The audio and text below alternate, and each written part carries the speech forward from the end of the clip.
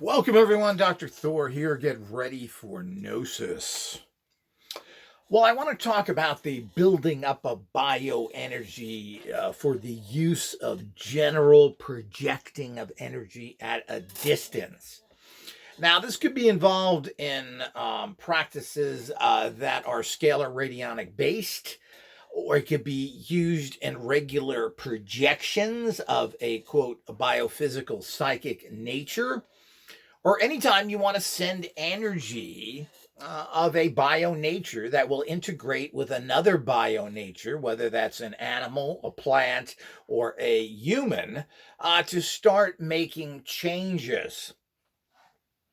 Because when you send a like to like, you're going to start making changes. When you send what are considered electromagnetic energies, which are only a small portion of your body, energies, your body tends to fight these. We don't like the electromagnetic energies very well. They don't integrate into the system well, and that's not really what triggers high states of consciousness, high states of well-being, etc. These are scalar energy fields, are non-electromagnetic.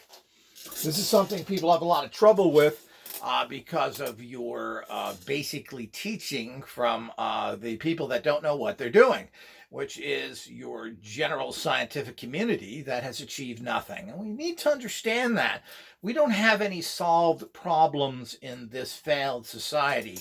We have lots of the same old problems that go on and on and on and are never solved. So why should we believe or take into consideration anything they have to say when they can't really produce results? So when we're talking about a like attracts like, and obviously if you're going to empower a particular process, you want to do it with energies that are designed to empower that. Now, when you start using what are considered frequency machines, you run into a lot of problems. You're using traditional frequencies, Maxwell frequencies, that can be measured in a frequency meter, so to speak. Now, these have their place in the crude world, but basically what makes these kind of frequencies, what creates them, are these scalar electrical fields. You can call or scalar fields, which create the magnetic fields, the electromagnetic fields that we are so familiar with. And these, of course, and the reason why they're embraced is because of the fact that they're so easy to measure and judge, and they can be used in a primitive, direct manner to power devices, etc. You are not a device, you're not a toaster, you're not a refrigerator. So the whole idea is it doesn't work well with you directly. So there's a place for both, but what we're really trying to do is move on to the higher levels of energy that can really do something. That can create matter that it works well, particularly in the areas of higher consciousness and, of course, higher states of well-being, meaning healing. So we have to look at what has been ignored by the very low-level people that are in the scientific community, who, oddly enough, are backed up by the other low-level people, which are generally religious people who think that anything that isn't in the particular holy document they have or religious document they have has no value. So they indirectly work together by supporting two bogus belief systems. And this is, of course, why we have conflict and why things don't really happen in life. So, and then, of course, people get very confused. When we get into scalar, means non-electromagnetic energy fields, which can be equated most directly to something like pyramid power that creates energy with that is non-electromagnetic in nature. So you got to understand that when there is electromagnetic fields or quote frequencies that are created through electronic processes and actually can be measured with the primitive equipment we have now. We could measure scalar fields if we put the money and time into it, but we refuse to do that for numerous reasons. But you've got to remember the level of insanity the actual Earth beings are at, and that includes everybody. So we have to understand that in the bigger picture of what life is all about. So um, we have bottomed out basically in our electromagnetic realities. They're not really achieving anything. People want to buy frequency machines, and somehow frequencies will assist in certain processes. And maybe they do. And a lot of people like to tie that into healing, etc., which is nothing new. I mean, electricity has been used in this way since electricity became available at the turn of the century, when they even had little electrical shock machines, which people thought were good for healing. And maybe they are to some crude degree.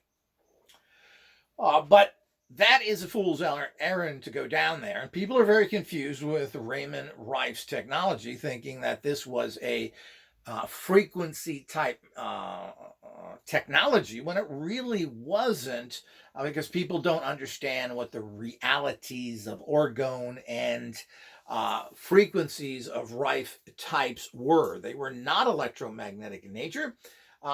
He used plasma frequencies. Wilhelm Reich was using a very special type of, almost what we could consider lava type ingredients to accumulate orgone, which were minerals that were melted together at extreme heats, not the stuff that you've been told by others. So all of this misunderstanding is certainly out there to be found, but it's not going to be found because you're going to be told the lies from the media, whether it's alternative or mainstream. You're going to be fed all the garbage. That's as simple as that, and it's up to you to be able to reach a level of consciousness to understand that, or support people that can inform you like I do. Because it's unlikely you ever reach the high level that I have of gnosis, as very few people, if any, other than myself, have reached it. So this is the reality out there. And you can understand things at certain levels and certain study, but you're always going to get caught back into what mommy and daddy told you, the garbage they fed you in your schools, your teachers, and you're going to have great trouble getting past the lies into the gnosis, or the truth of things. But let me read here. Now, this is a series of books I've talked about. This is the Trilogy of Warriors of Stillness by Jan Dijbersloot. I guess that's a Dutch name. This is volume 3, which talks about the masters of perception, sensory motor integration, and internal martial arts. And all the internal martial arts are is actually using those cosmic energies that you have accumulated through particular bio practices, and then are able to use in different ways. Now, people, because of the low level of martial artists, they can only think about using this. Of course, they do use it for healing, but generally they're using it in a martial manner and don't really understand the higher processes of things. But let me read a little passage here that I wanted to, because I've been trying to confirm what we've seen on YouTube of people flying around, from people waving their fingers at people, etc., if there is any validity to it. This is the no force reality, empty force, as has been called, standing meditations and all those things. So the author talked about meeting this particular master, Master Tan, that night, as Master Tan demonstrated no force and moved people around at will with apparent effortlessness. I couldn't help but be impressed. When it came to my turn, I was determined to put up a struggle, but when I tried, I could not. While his hands were touching me, I experienced no push. I did not feel that I had been moved, yet I was moved. It was only a couple of inches, but the experience left me profoundly puzzled. So this is the whole idea, is that this guy was able to affect this person, move them a few inches with really no force. It wasn't punching. He did apparently touch him. Let's go into a little more explanation. As my friends and I, and this was at the same meeting, I experienced that evening, and as countless others have experienced since. Master Tam's humor is an extension of his commitment to softness. It is an excellent teaching tool with easy confidence and a promise not to use force. He invited us to try to defeat him. The results? An evening of hilarity with so much laughter that we were weak in our knees. No matter what we tried, each of us wound up doing one of three things: losing balance and falling, being immobilized to the point of paralyzing, bouncing like a ball thrown against against the wall. And through it all, Master Tan did not exhibit the slightest use of force or even trace of physical effort. Well, this is very important because when we saw these films on YouTube and the failure done by George Goofball, who was tested by National Geographic, there has been always a question. Now, you watch these videos on YouTube and people are just pointing their fingers and people are falling down and other things. And here we have something that actually is stating this in print by this person who's put out a 3-volume course on this particular system that he has studied and become a master of for now many decades. But it took him about, what did he say, 7-8 years to perfect this. But here it is in writing. He himself and others had experienced this kind of, just by the fact of him using energy and projecting it at them, where he basically disabled them and they were unable to fight or do anything else. Now, there's huge ramifications to this, implications, I should say. What does this imply of the many uses of it? Well, obviously, using energy like this would be of great value in healing, but there's also things that people don't really consider since they are not really combining the two. But this certainly is a technique of generating huge amounts of biophysical psychic power that then can be projected at targets that are not just in front of you, but are at a distance in a photograph. Through a scalar radionic machine.